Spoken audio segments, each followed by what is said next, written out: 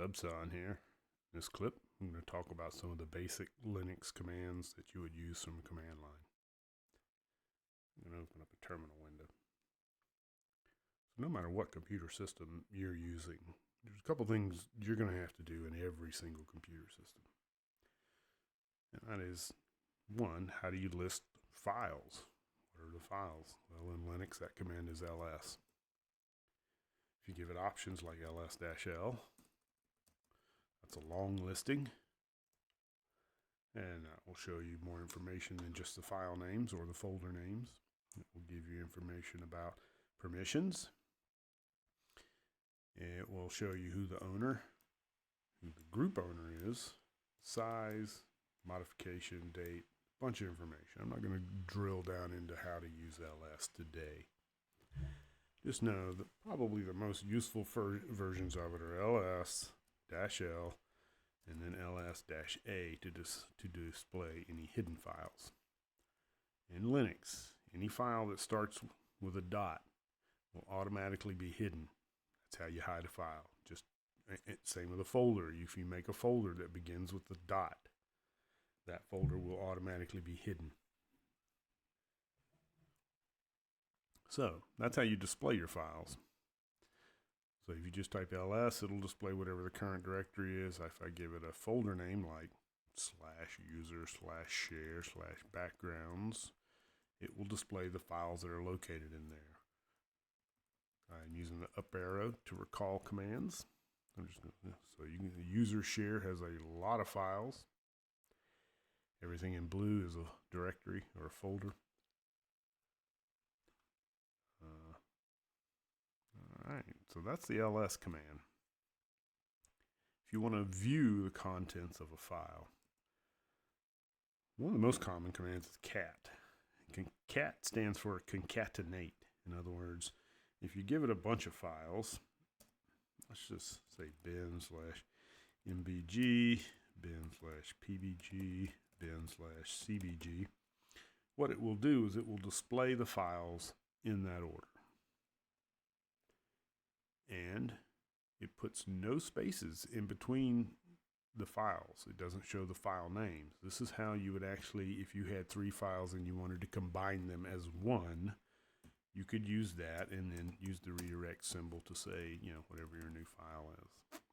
That would take these 3 files and combine them as one. Why would you want to use that? I don't know. Maybe you're doing an email and you got a file that's a header that has all your information in it. And then maybe you got the body of the email that you type, and then maybe you got the footer, which could be your signature. Header and body might change, footer might stay the same, the cat file could be used, and then you could pipe it to you don't even have to pipe it to a file, you could pipe it to a command. Instead of using the redirect, you would use the pipe. You could like the mail command. So the cat command was used, it's not used very much like this anymore except in scripts. Basically, most people just use it to display a file. I have a file called wallpaper list, and it will show you the contents of the file. Now, the cat command is really used for text files. If you're dealing with a binary file, you're going to run into issues with this. So, if you got a binary file, the command you probably want is hex dump. Alright, so let's do a hex dump on my wallpaper list. And it's showing me all the hexadecimal codes with an address. Now, what you probably want with hex dump is -C. Alright, and now this format is more familiar than people. And you can see these are the actual ASCII values, if you will, of user, share, backgrounds, all the text in there. You'll see somewhere when I get here, there should be a carriage return line feed in there somewhere. There it is. 0A is my line feed. This is Linux, so we don't have the 0D carriage return. All right, so this is how you display files. Either a text file, you're going to use cat. If it's a hex file, a binary file, you're going to use hex dump. Okay. Now this is just to display them. These are not editors. One of the better viewers is a program called less. Now, less allows you to view a file, but allows you to scroll up and down through that. So if I had, let's do this. Let's take that hex dump and then let's pipe that to less. So now I can use page up and page down to scroll up and down through that. I can also use the / to search. I can search for PNG and it will find it and highlight it. I can scroll up and down in my file. So the less command is a file viewer, and it allows you to page up and down through a file. Now, if you want to edit a file, we would use either VI, technically it's VIM nowadays, or Nano. That's one of the more common editors that comes with, I think, every Linux system by default has to have Nano and VI. Use whichever one you're more comfortable with. I'll be honest, I use VIs only because I learned it when I was, when I first learned how to use Unix. And, if I had not learned it and had been using it for years, I might not learn it now. Having said that, it is one of the most powerful editors I've ever used, by far. It's so extensible. All right. So, how do you list your files? How do you view your files? We're not going to go into editing them very much. That's going to be a whole nother video. But how do you copy and move files around? Well, the CP is the copy command. I can copy wallpaper list to wallpaper list.new. Now when I do an ls, I have two files. All right. If you want to move a file, mv, that's the command to move a file. This is also the command to rename a file. If you're going to rename a file, you're going to move it right on top of itself. I'll show you that in just a second. If you want to delete a file, the command is rm for remove. All right, so I'm going to delete the wallpaper list.new file. Now when I do an ls, you can see it's gone. If I want to, let's do that copy again. Copy wallpaper list to wallpaper list.new. Well, maybe I don't want .new. Maybe I'm going to move wallpaper list.new to wallpaper list.backup. There we go. Now, that's how I renamed a file. You use the mv command to rename a file. If you want to make a directory or remove a directory, you use mkdir to make a directory or rmdir to remove a directory. If you're going to use rmdir, the directory has to be empty. Let's do a man on that. Yeah. If they are empty.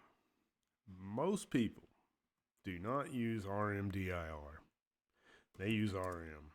But you can't use rm to remove a directory unless you use the -f option. And a lot of times what we'll do is rm-rf. That will recursively delete a folder. So it'll delete the folder and all the files and the folders beneath it. rm-rf is a dangerous command. You better know what you're doing. The famous joke is, oh, how do I do something? Oh, just rm-rf /. Yeah, it's cruel what we used to do to the new guys. All right, so rm deletes files, cp copies files, mv moves files. By the way, move is really just copy followed by a delete. So, if you got problems with moves, it might copy the file but might not be able to delete it. So sometimes you got to be careful with moves. There are tons of options for these commands. I'm not going to get into them all with one exception, cp-r. That's for recursive. If you want to copy an entire folder and everything, including subfolders, you want cp-r. Unless this is huge, you're trying to back up folders. You've got tons of files and it might fail. You're trying to copy it over a network. The network might crash and you want to be able to restart it. If that's the case, CP-R isn't your friend. You want something called rsync.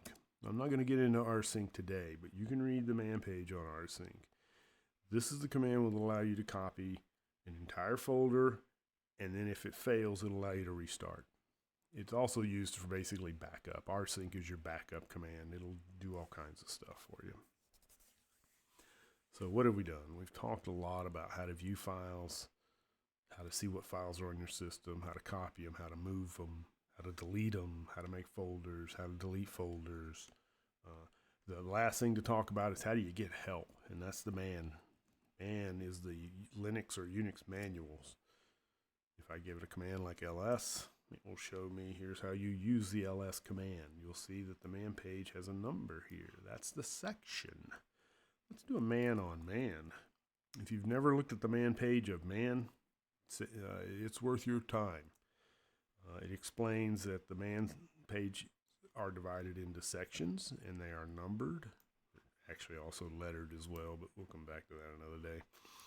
Section 1 are the ones where most of the commands that you execute are. Section 2 and 3 are for programmers. These are all the function calls that you can use either in the libraries or the system calls. Section 4 are for device files. 5 are for file formats. This is a useful section right here. If you ask me which sections are the most used, I would say 1, then 5, and then maybe 8. 8 is for your system administration commands. Section 8 is the same as Section 1. It's just going to describe commands. However, these are the commands that typically are used by root to do things like mount files, reboot your system. These are things that normal users aren't allowed to do. But since we're not just normal users, we have to learn those. Never heard of Section 9 before, but okay, there's a new one. Each man page is divided into sections. Okay, overview, defaults, whatnot. Not all man pages have all sections. Some of the more useful sections is all the way down at the bottom. See also. Not only do I usually read the option that I'm looking for, I almost always come down here and look at the See Also page. It will point you to programs you didn't know existed, commands that you didn't know existed, and those might be the actual commands you're really starting to look for.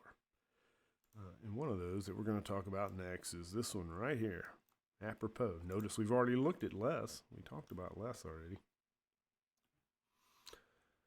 So if you have no idea what's going on, let's look at a man, a host name. Well, that's great. Here's a command that shows my host name. Notice it's in section 1. If I execute the command, there we go. It displays my host name, Pluto. So host name is a command. Host name is also a file. In the ls.etc directory, there's a file called host name. Let's look at the long listing.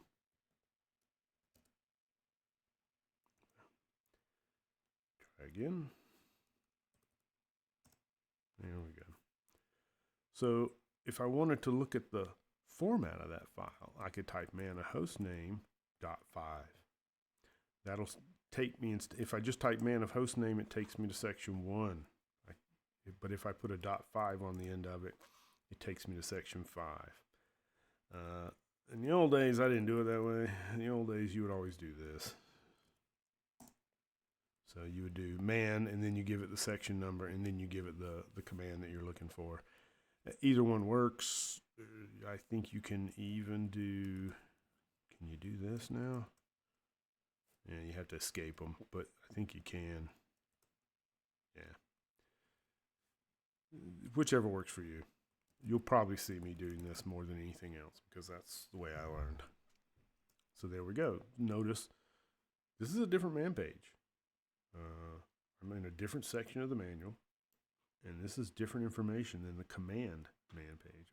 Again, come down and look at this See Also. It's going to tell you lots of other stuff, like this command, hostname control. That's probably the one you really want if you're on a systemd system. Set host name. Look at that. It's in section 2. That tells me this is a kernel system call. This will be the function that this command right here probably uses to actually set the host name. All right, that's enough about man pages. The last thing I'm going to talk about is the command called apropos. A-P-R-O-P-O-S. The S is silent. I don't know French. Apropos searches through all the man pages and then shows you a list of man pages that have that in there. Apropos you use when you are just completely lost and I need help. You know, how do I change my host name? You'll find this can actually extremely useful command. I think it's underused in my opinion by Linux newcomers. This will find you commands that you didn't know existed again, like host name control. Yeah. Once you find that, then you just do a man on that. Control this is. So you got like 6 commands that all do the same thing. Which one should I use? Can't answer that question for you, unfortunately. You just have to understand a little bit about how your system works. If you're using a system that uses what's called systemd, generally try to stick with the systemd commands that control it. In that case, hostname control would be the one you want to use. We'll talk about systemd another day. That is a very big can of worms. But I'll also compare systemd to the old way of doing things using the RC init scripts. All right, that's all I got for y'all today. Just in a nutshell, I really wanted to talk about some of the most basic commands that you're going to use as you navigate through a command line. Once again, those are ls, copy, move, remove, man, and then whatever editor you're going to use, VI, nano, cat, and less are kind of the same commands. Depends on what you're wanting to do. You'll find me using cat more than anything just because it's old habit more than anything. Well, that's pretty good. Don't forget about man and apropos. Love it.